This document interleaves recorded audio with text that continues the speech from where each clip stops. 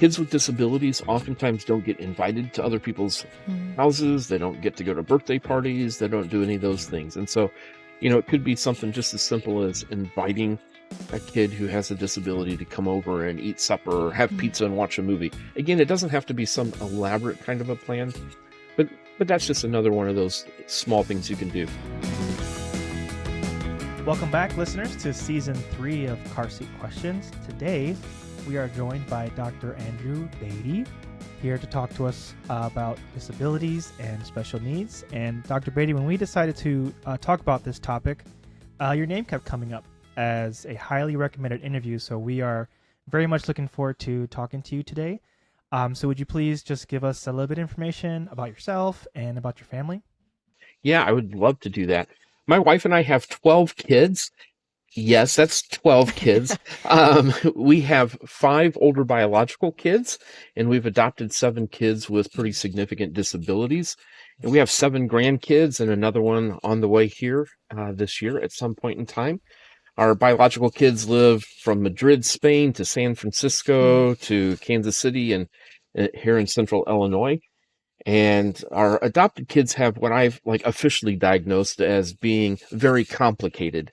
Our kids have a wide variety of disabilities that are mental health issues, that are birth defects, that are cognitive delays.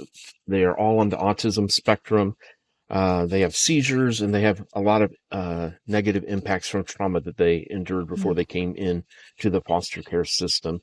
We have a daughter who's out on the East Coast who is usually homeless, and we are able to stay in contact with her from time to time, but she struggles. We have 6 boys who are still at home that are ages 12 to 19. One of them's in a post-high school vocational program. We have one who's in public high school, and then we are homeschooling the younger 4. There was this thing, and most people have heard of it. It's called COVID. And our kids, Tell us more. Yeah. So our kids were all in public school at that point, and COVID was really tough for kids with disabilities.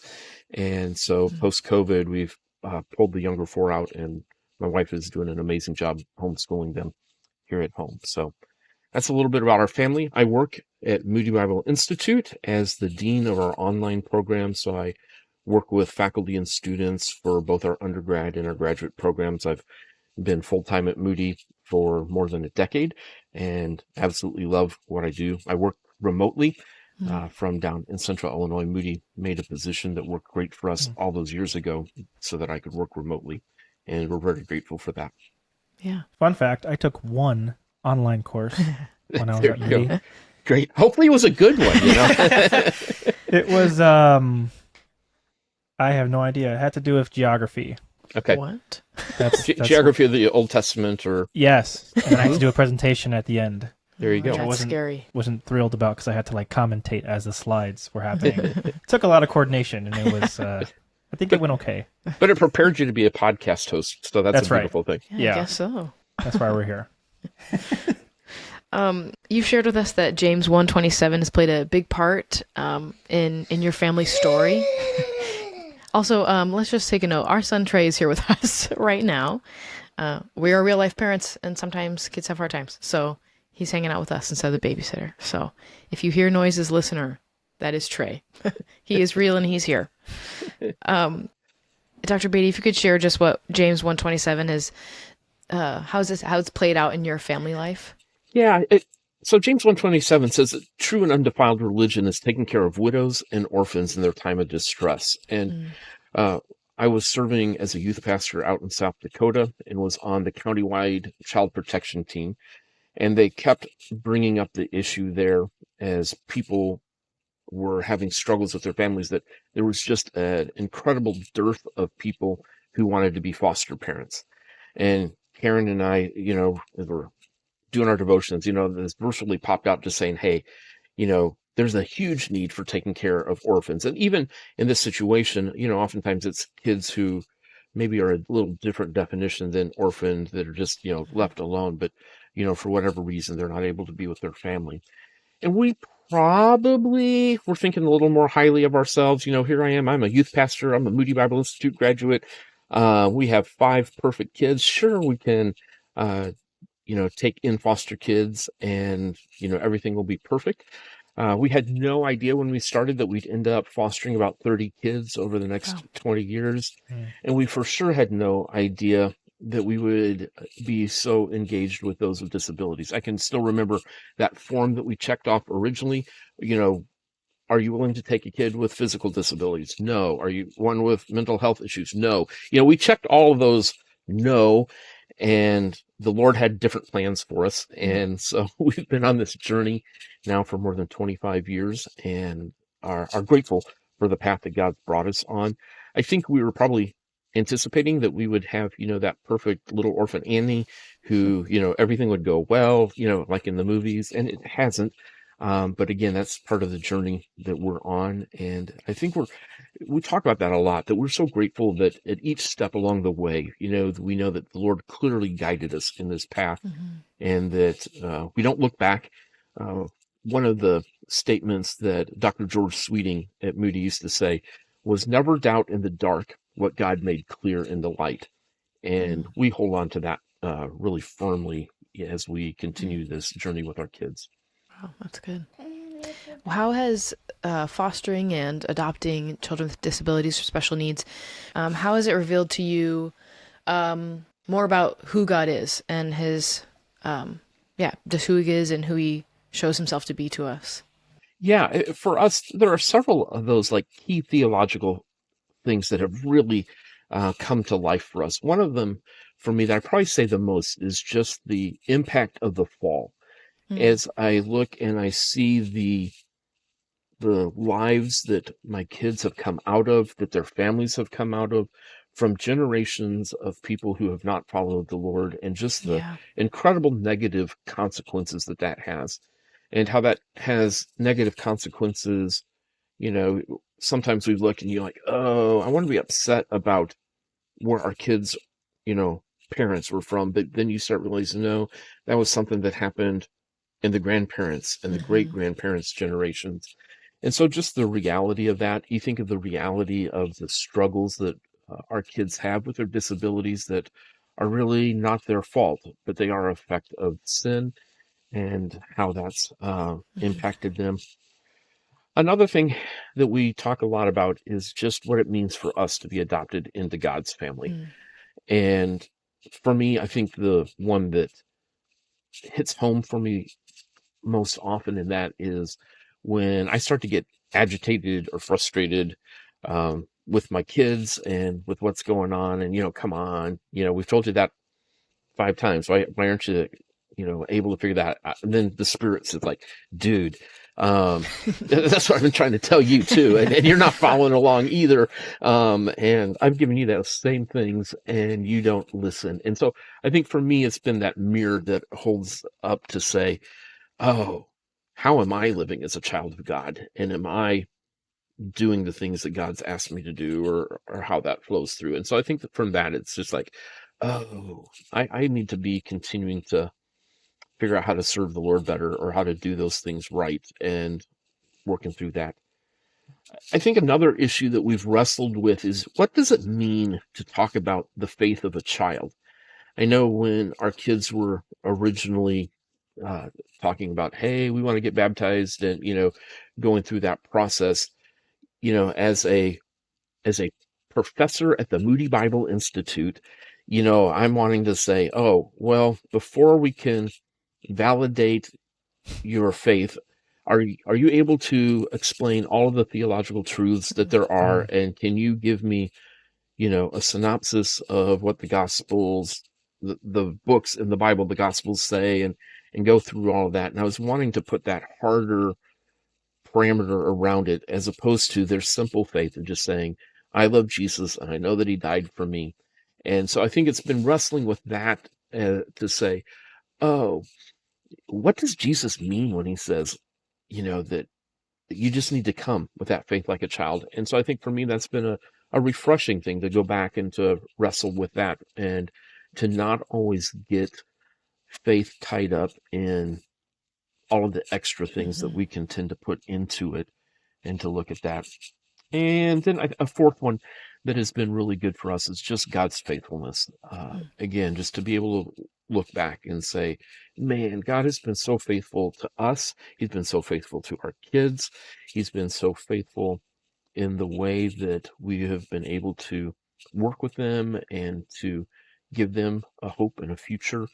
And, just on so many aspects of God's faithfulness and the way he provides for us. And, that's everything from material things that happen to the spiritual things that happen and the changes that happen in our lives. So those are some of those spiritual things that jump out at us.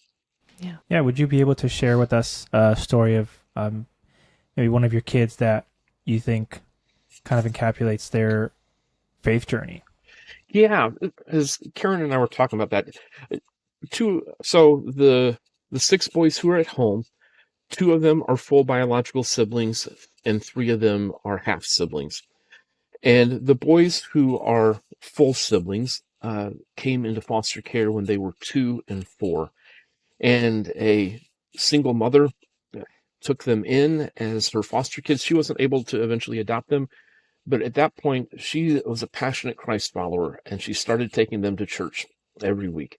And so as a 2 and a 4-year-old, they were introduced to Jesus for the first time as little guys. And then when they came into our family, we continued to help build that foundation of the gospel in their life and Christ's love for them and what that looked like. And they continued to grow in that faith. And then one of the guys ended up in a residential treatment center about 3 hours away from where we're at. It was a long ways to get there and with everything else. But there was a young couple in a little tiny church.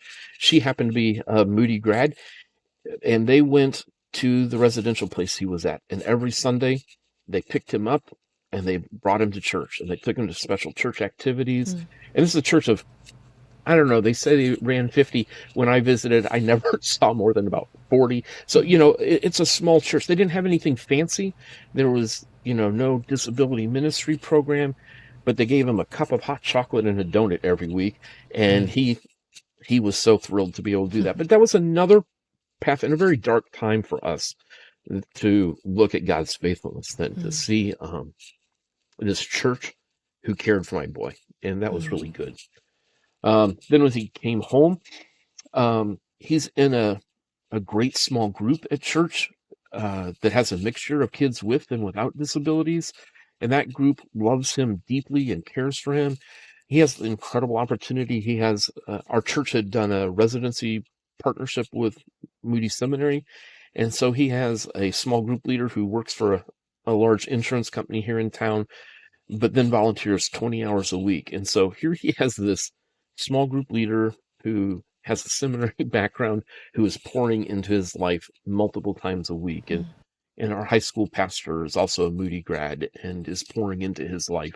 And, then again, of course, the things that are going on at home that we do here. But for me, again, that's one of those faithfulness journeys from a kid who was his family was far from the gospel, and to see these steps of how God has brought him along in that journey. So that's a fun one for us to be able to share, and just to celebrate too, just the body of Christ being involved in so many different ways in that process. And I think for me, that's also that reminder that as Americans, we sometimes get that idea that our faith journey is so much about me, and we forget that the 4 guys who pick up their friend who's paralyzed, they bring him to Jesus and drop him down through the roof.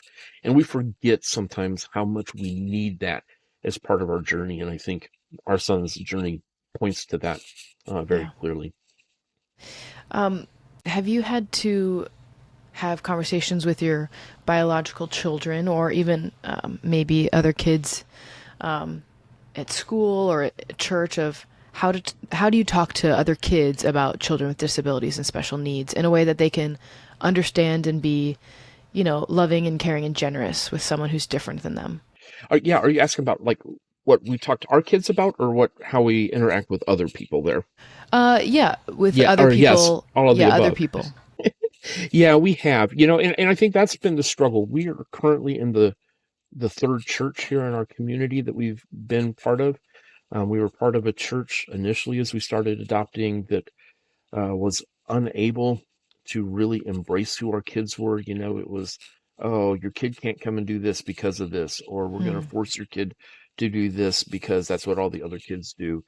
And so even after those conversations, we weren't able to see that happen.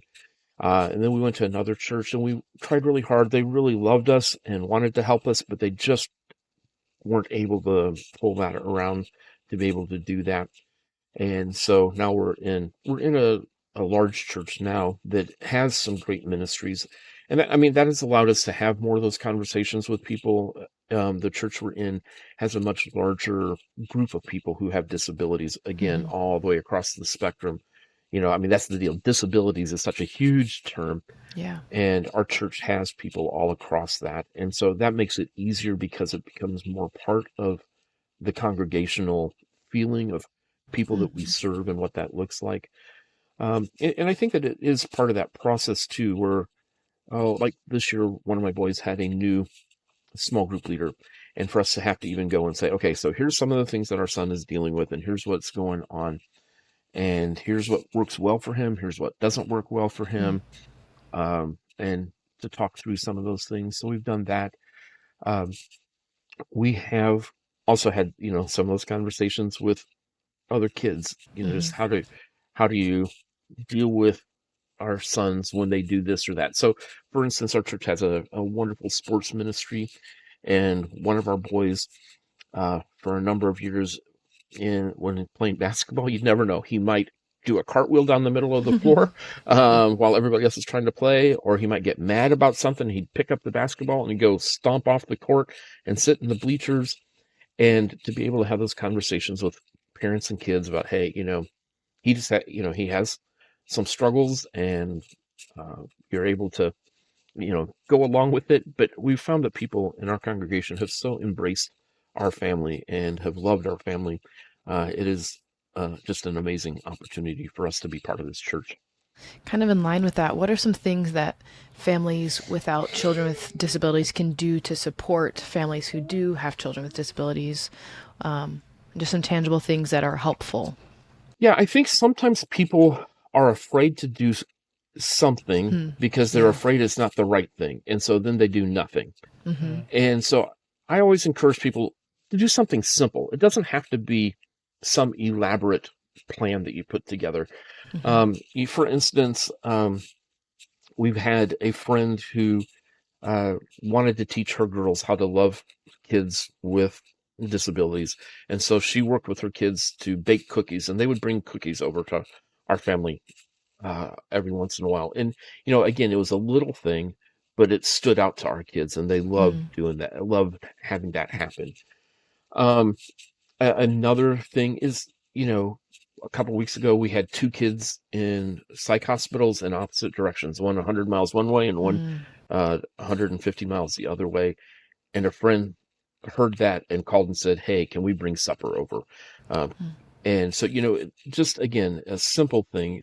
I think some of it is also like, how do we integrate kids who have some of those disabilities into another family? And so kids with disabilities oftentimes don't get invited to other people's houses. They don't get to go to birthday parties. They don't do any of those things. And so, it could be something just as simple as inviting a kid who has a disability to come over and eat supper or have pizza and watch a movie. Again, it doesn't have to be some elaborate kind of a plan, but that's just another one of those small things you can do. I often tell people too that it's real easy to call a pizza place and have pizza delivered. You just never know what somebody's night's like, and you throw $20 or $30 worth of pizza at somebody, and that's just a joy. A lot of our friends too, who deal with a wide variety of disabilities, have to drive great distances to see the specialists or the specialized therapists or those things that they see. And so another just simple thing, a gas card or a McDonald's gift card, so that while they're at the hospital an hour away, that they can go and grab some lunch before they come home.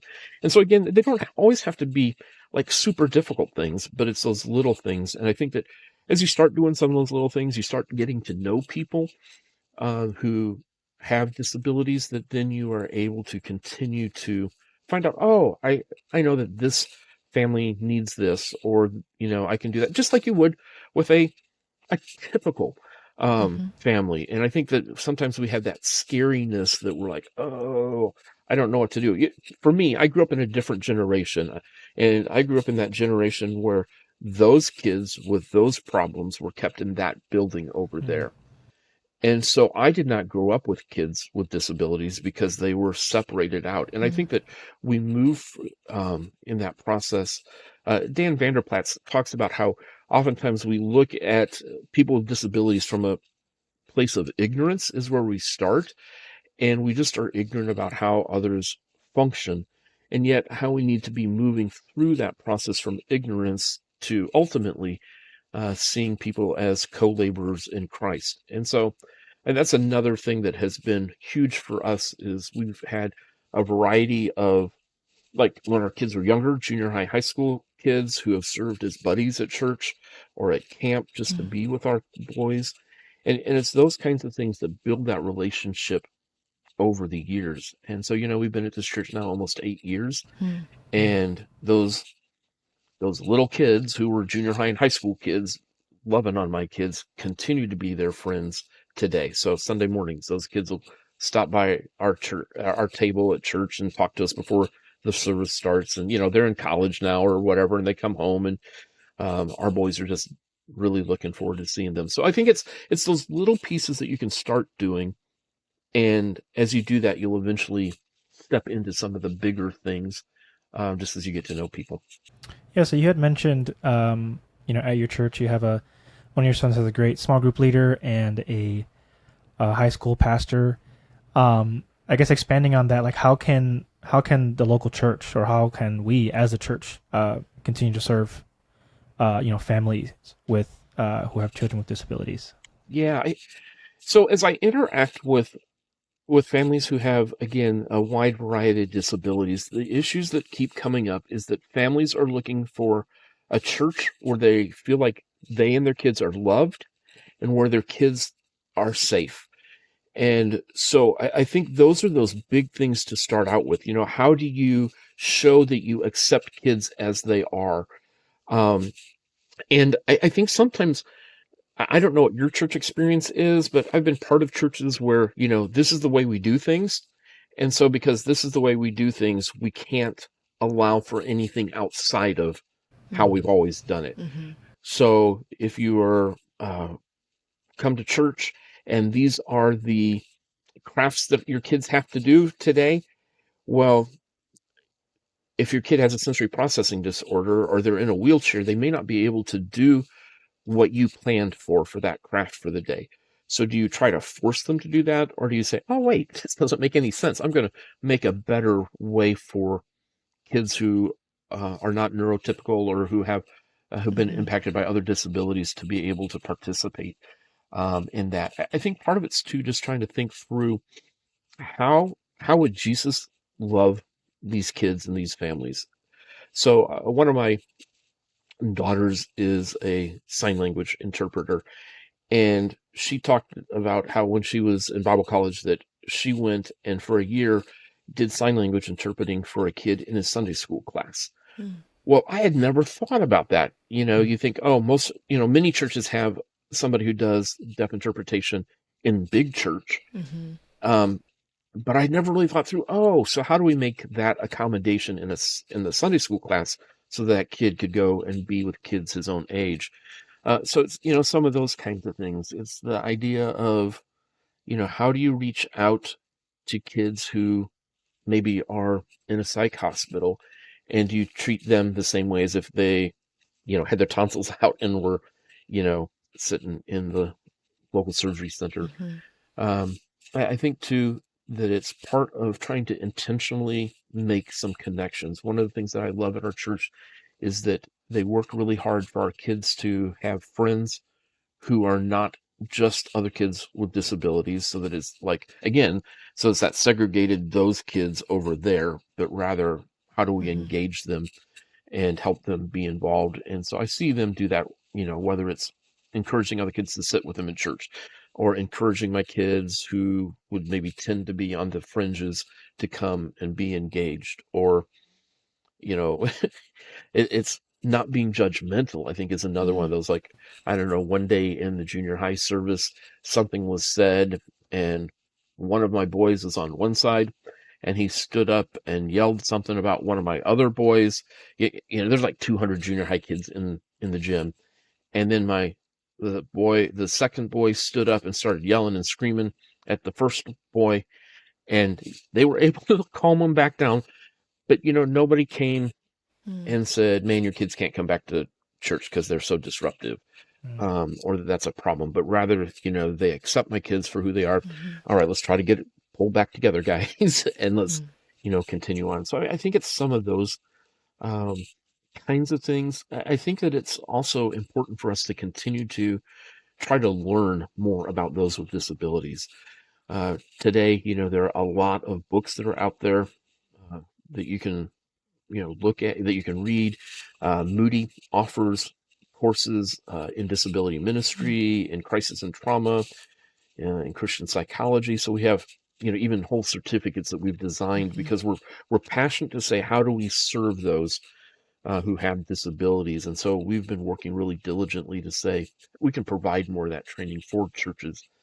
Here in our own community, we know about 100 families who would call themselves followers of Jesus who don't attend church anymore because of all the problems that they've had.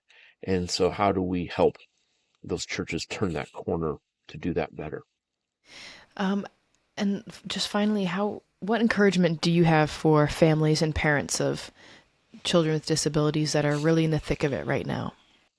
Yeah, I think it's important for you to have friends that you can talk to. And I know that's hard. It's Karen and I are pretty tied down here at home. We don't go out and do stuff, or, we don't go to coffee with our friends.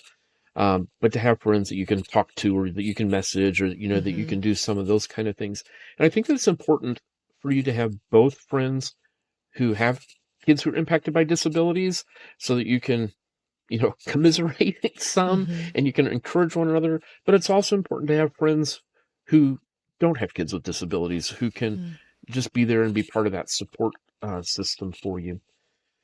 I hear a lot of our friends who say, "Oh, I just get so frustrated because other people don't get it." And I think that's a struggle to try to move past that, to not get frustrated when that person says, "Well, if you would just spank your kid more, not give them this, do this, do this, do this, your kids would be perfect like my kids are." And, it becomes so easy to get uptight about that. And you have to kind of let that go. I think it's important to not be embarrassed. I have a number of friends who say, "Don't tell anybody that my kid has X, Y, or Z disability because I don't want them to be labeled," or, those kind of things. And yet for me, it's like, yeah, we've found that by being more open, and again, not sharing everything, and, not too much information, but people can support me and love me and help me if they know what I'm struggling with or what I'm going through. And my kids are able to get much better services across the board if we let people know that these are some of the things they struggle with. I think another one is to not get sucked into comparing yourself with others. I'm at that age where my peers post on Facebook about, "Hey, we're going to Europe for the week. Hey, we're flying to California to go see our grandkids. Hey, we're going to go do this thing." Being empty nesters is the best thing ever. And yet, if you're parenting kids with disabilities, you may never become an empty nester, or you may not have somebody who is able to take care of that medically fragile child that you have without you being around. And so I find that I can get really discouraged when I focus too much on what everybody else is doing. I know I'm a professor at Moody. I shouldn't be getting jealous, and I shouldn't, have those feelings, but I do, when I see that, just because that's so not my life. and doing that. And then I think too, just like making sure that you're connecting with some good Christian organizations. A couple that I really enjoy working with are Joni and Friends, and they have a lot of resources that are available and things like retreats that families can go on in the summer. There's another ministry there in the Cleveland area called Key Ministry, Yeah. and they have fantastic blogs and a wide variety of authors who help. And I found their work to be so good just to be able to help me. Oh, yeah, I'm not alone in this process. And oh, here are 2 or 3 tips from a blog this week that will help me think that through better. So I think those are some of the pieces of encouragement we can offer too. Yeah, that's great. Well, thank you, Dr. Beaty, for sharing with us, sharing your life with us, and how we as the church can better come alongside you and your kids and your family. If people wanted to find out more about Moody Online, where can they look?